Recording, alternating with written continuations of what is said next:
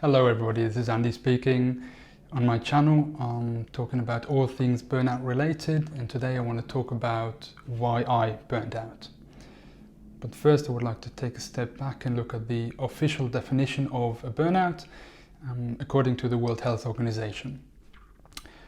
Burnout is a syndrome conceptualized as a result from chronic workplace stress that has not been successfully managed. It is characterized by three dimensions: feeling of energy depletion or exhaustion, increased mental distance from one's job, the feeling of negativity and cynicism, and the third thing is reduced professional efficacy.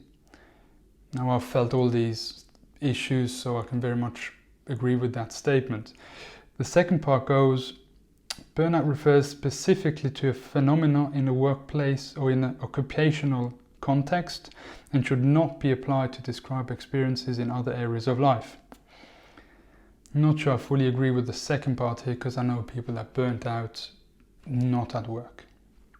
But there you go. So, why did I burn out? Reason number one, the environment I was in. I was working a full-time job as a business partner in finance in a very high competitive environment. I was responsible for a budget of $370 million, constant deadlines and presentations that had to be prepared, presentations that had to be held, obviously always having to justify overspend and underspend to our budgets, and also then we were always asked to work on different projects, which was interesting at times, but obviously also added to the workload and to stress. The second issue that I had within the environment bucket was the manager I was working with. For the first time in 20 years, I had a manager that didn't appreciate me. The feeling was mutual. I also didn't appreciate him, but also the definition of what my work should be and how I should work was something we completely disagreed on. He came to me and said, "Andy, what's going on? Why are you so close with the groups that you support? How can you be critical of them if you are so close to them? You work for finance, not for oncology." And stuff like that was very strange for me, because I always believed we were one big company, one team, and I was in a support function supporting the business to manage the budget well. So to have a very close and collaborative way of working, I felt I could bring the best out of them to, as much as possible, be interested in finance. He saw it differently, obviously. Also, the way he behaved was something that I didn't agree with, because for me, a manager should always have your back, and with him it never felt that we were on the same team. And that was a very strange feeling that I could not get my head around.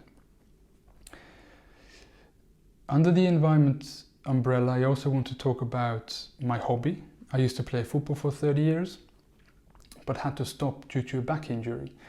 And that scared me, because first of all I love playing football, but also I thought this is a regular exercise that I do and I keep myself fit. And I thought I had a very good work-life balance. A bit later on I'll do a video on work-life balance, but what I want to say here is that I was very much surprised, or didn't expect, that I miss the socializing aspect of a team sport. Meeting up a bunch of guys, having a practice session or a football game, and afterwards going for a pizza or a couple of drinks.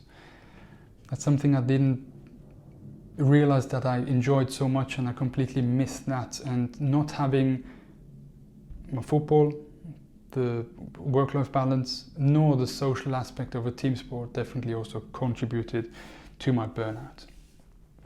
Reason number two, stuff on my plate. As I said, I was working in a full-time job. I have a family, I'm married, I have twin daughters, and due to the back injury I had to stop playing football, but I still wanted to be involved in the sports club. So first I took on the role as a treasurer, but then also as a president of the sports club, responsible for 1,000 members, 19 different sports that we offered. I wanted this leadership experience on top of that, which I to this day I think was extremely valuable, because I was by far the youngest member of the board at the time. It learned me to deal with different character types, different leadership types. The board was very reluctant to change, to try new things, which makes me even more proud that we actually managed to start a female football team, even though a lot of folks on the board were very critical of that. We even got a Diversity and Inclusion Award for that, so that's one of my prouder moments at the sports club. I also was politically active during that time. I was on the local parliament here in the town where I live, which gave me a completely different dimension to work that I was used to. But I soon learned that the wheels of politics are going very, very slow, and that was not for me in the end. Anybody who knows me, though, knows that I want to do things properly. I always give 100% to what I do. And if you have too many things on your plate, giving 100% everywhere is sooner or later going to take its toll. I couldn't deliver on everything I promised. I started to make mistakes, and that would hit my personality really, because I'll talk later about my personality. But the fact that I'm a pleaser played into that, and that I could not please everybody was a big, big issue. On top of all the things that I was doing, fate had two things in mind for me. Number one was my father had a severe stroke. He remained paralyzed and didn't recover. He had to go into a nursing home. And the fact that I could not help him in any way is something that I struggled to deal with. No matter what I did, there was nothing in my power to help him. And then war broke out in eastern Ukraine. My wife is from there, so we had my in-laws lived de facto in a war zone. We had to get them out soon. We had to arrange a place for them to stay, and to this day the situation is rather unstable. So fate and the things on my plate definitely contributed to my burnout as reason number 2.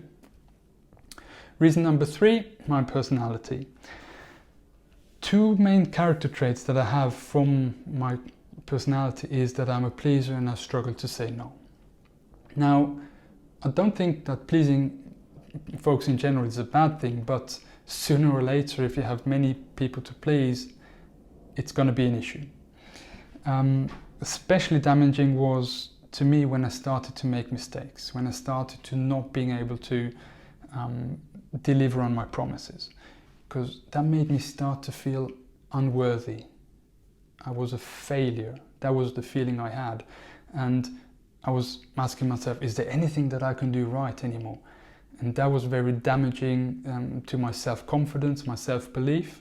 And only after I worked with a therapist, it was very clear that that was due to the overwhelming situation that I was in, that I could not deliver on my promises. That's why I started to make mistakes.